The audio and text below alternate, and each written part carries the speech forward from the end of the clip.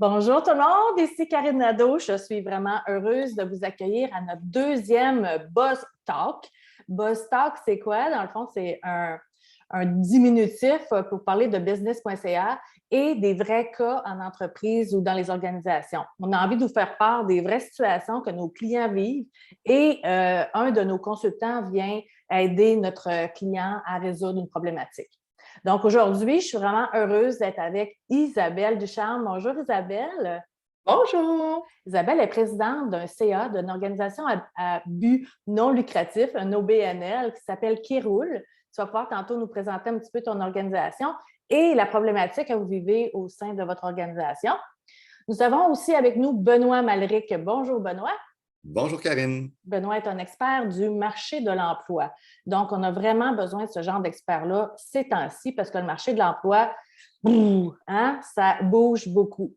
Donc, assez parlé, Karine, je vous laisse, Isabelle, si tu veux nous parler de ta situation, de ton organisation et lancer à Benoît votre problématique pour qu'il vous trouve des belles solutions.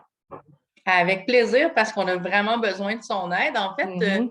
Kéroul est un organisme qui existe maintenant depuis plus de 40 ans et c'est un organisme qui a comme mission de rendre le tourisme et la culture accessibles aux personnes en situation de handicap. On fait donc de l'évaluation, de la certification, de l'accessibilité des lieux. On donne de la formation. On a aussi toutes sortes d'outils pour aider les gens de l'industrie touristique à se rendre accessibles et un volet qui est plus le service aux membres. Donc, comment on peut voyager ici et ailleurs de façon sécuritaire. Et tout ça accompagné par le ministère du Tourisme qui nous donne aussi un bon coup de pouce là, en termes de fonds et de promotion.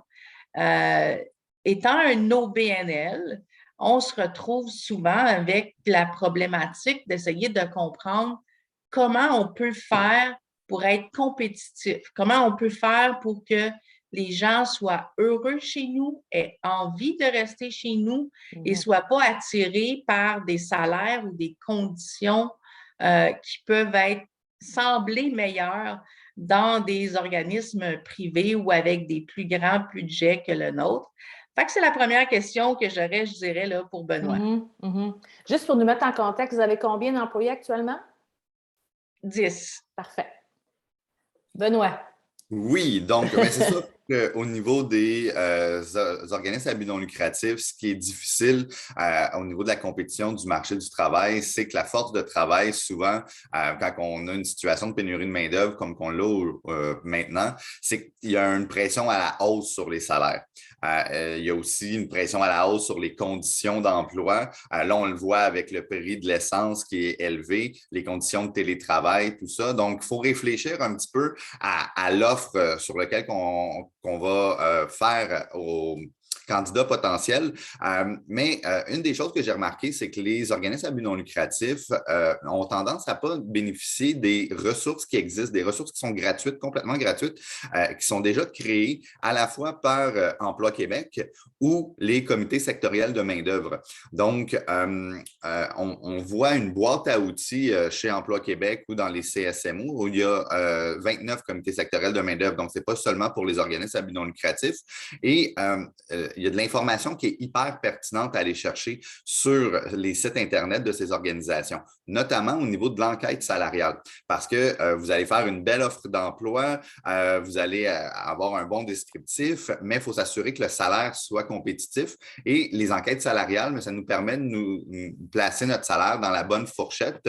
De l'autre côté, il y a aussi tout ce qui est l'information sur le marché du travail, l'IMT en ligne, qui est produit par Emploi Québec, où on peut trouver de l'information sur notamment les salaires et la disponibilité de la main-d'œuvre selon les différentes professions. Et du côté fédéral, il y a le classement national des professions où on peut faire une recherche, c'est un répertoire. Et là encore, il y a de l'information sur les conditions salariales des différentes fonctions d'une organisation. Donc, moi, c'est la première des choses, c'est vraiment de regarder les outils qui existent pour ne pas avoir à dépenser ou à recréer à chaque fois la roue. Donc, s'appuyer dans votre secteur, c'est le comité sectoriel de main-d'œuvre, économie sociale et action communautaire qui est hyper pertinent.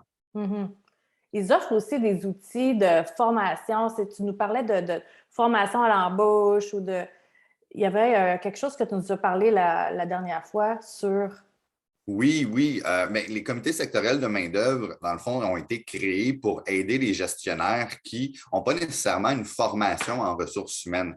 Donc, ça peut être intéressant d'aller faire de la formation continue auprès de son CSMO parce que ça nous donne des compétences transversales en ressources humaines et c'est là que on va pouvoir mieux adapter les offres d'emploi ou les stratégies ou la marque employeur. Donc, il y a plusieurs éléments qu'on peut travailler en ressources humaines dans le processus de dotation.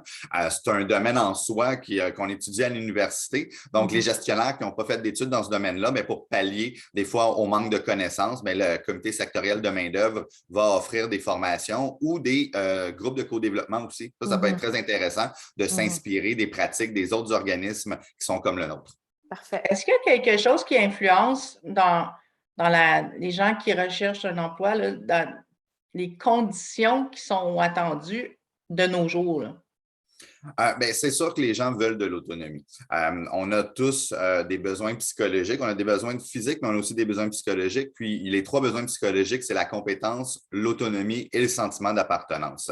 Donc, si un organisme est capable d'offrir les conditions où la personne va se sentir autonome, mais appartenir à un grand groupe, créer des liens affectifs avec les employés de l'organisation, ça peut favoriser son maintien dans son poste et aussi d'avoir des moments où on valorise les compétences de l'individu, où on fait rayonner l'individu. Puis là, il faut toujours s'adapter aux individus. Il y en a qui n'aiment pas être sur le spotlight, comme on dit en bon français, puis il y en a qui le souhaitent. Donc, moi, je dirais, c'est vraiment de connaître les gens qui font partie de notre organisation, puis aussi à essayer d'avoir un peu des valeurs similaires. On aime ce qui nous ressemble. Donc, quand on a un profil similaire, c'est plus facile de créer des liens. Les liens, quand ils sont bien créés, mais souvent, ça va faire la différence entre, je n'ai pas eu d'augmentation salariale à la hauteur que j'aurais souhaité, mais j'aime tellement les gens avec qui je travaille que je ne partirai pas parce que je ne sais pas si dans l'autre milieu, les gens vont être aussi proches de mes valeurs. Donc, ça peut vraiment faire une grosse différence sur le climat de travail. Là, c'est sûr qu'avec la pandémie, on a vécu en télétravail pendant près de 2 ans. Donc, d'être capable d'offrir une formule hybride qui va être possible de s'adapter aux conditions des gens pour éviter que les gens aient à faire du transport, perdre du temps dans le transport, dépensent de l'argent en essence. Donc, c'est toutes des conditions là, qui sont recherchées présentes. Merci beaucoup, Benoît. Isabelle, je pense que tu avais d'autres questions. On va y aller rapidement pour finir. Oui, en fait, nous, on est en pleine période de recrutement. Fait que c'est quoi pour toi les grands outils, les bonnes façons de fonctionner pour s'assurer d'attirer le bon